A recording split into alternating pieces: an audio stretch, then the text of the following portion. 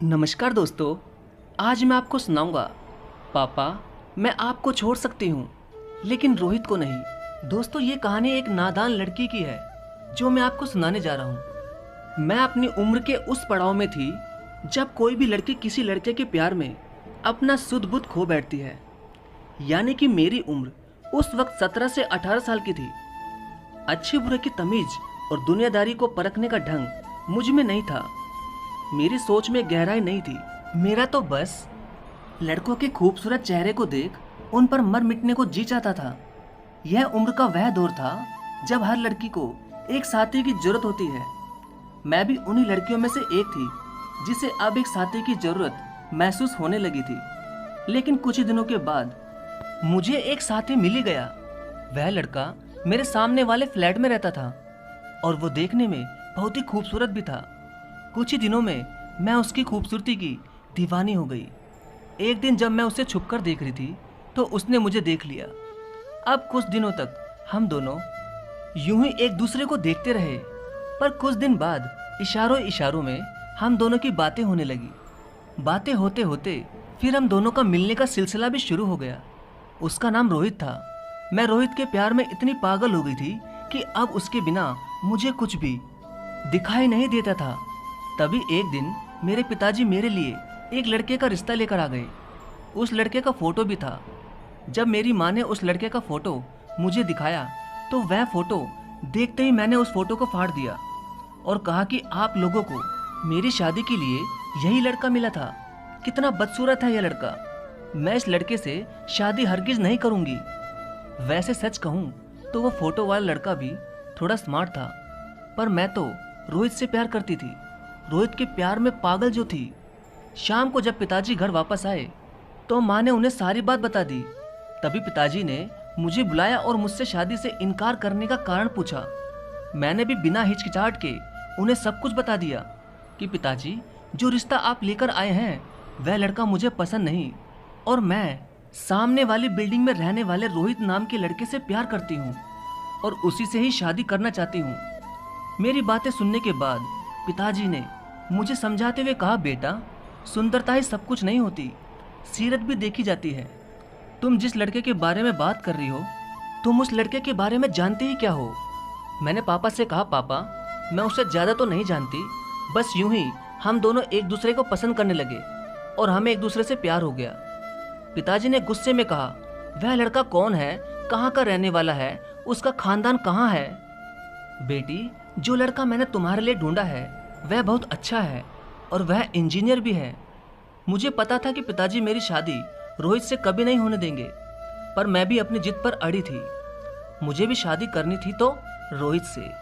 तभी पिताजी मेरी शादी की बात आगे बढ़ाते कि मैंने और रोहित ने मिलकर एक प्लान बनाया कि हम दोनों घर से भागकर मंदिर में जाकर शादी कर लेंगे। उसके बाद घर आ जाएंगे और घर वाले भी हमें एक्सेप्ट जरूर कर लेंगे। मेरे अंदर तो नादानी थी, पर ये सारी बातें मुझे रोहित ने ही सिखाया था।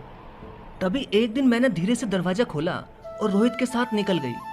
अगले दिन सुबह मैं शादी करके रोहित के साथ घर वापस आ गई तो मेरे घर वाले मुझे अपने घर में रखने को तैयार नहीं हुए। माँ और पिताजी मुझसे बहुत नाराज थे।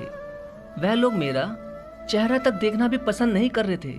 तभी उन्होंने गुस्से में घर का दरवाजा भी बंद कर दिया।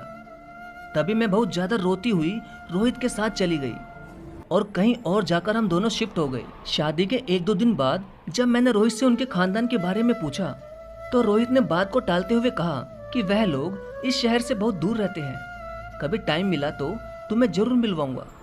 अब मैं और रोहित अपनी रोमांस भरी दुनिया में खो गए और हमारी ये उम्र ही सोचने समझने की नहीं थी। हम तो बस प्यार किए जा रहे थे। रोहित के साथ कुछ दिन तो मेरे अच्छे खासे गुजरे, पर कुछ ही दिनों बाद हमारे घर में पैसों की तंगी आने लगी।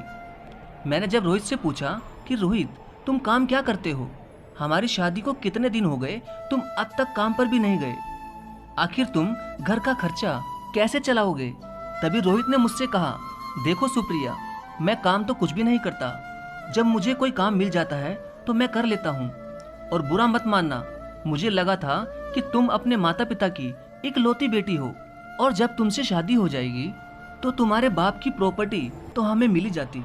तुम्हारे जैसे अमीर बाप की बेटी के पति को काम करने की क्या जरूरत? पर तुम्हारे पापा ने तो हमें घर से ही निकाल दिया।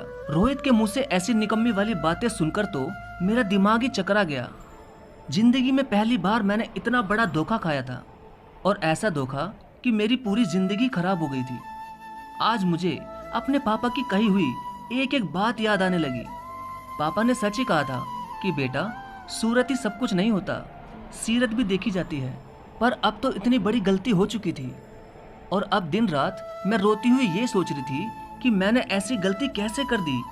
मगर मैं रोहित के प्यार में इतनी पागल हो गई थी कि शादी करने से पहले मैंने कभी भी रोहित से उसकी नौकरी के बारे में नहीं पूछा। बस वह मुझे पसंद आ गया और उससे भागकर शादी भी कर ली। तभी कुछ दिन बाद मैं प्रेग्नेंट हो गई।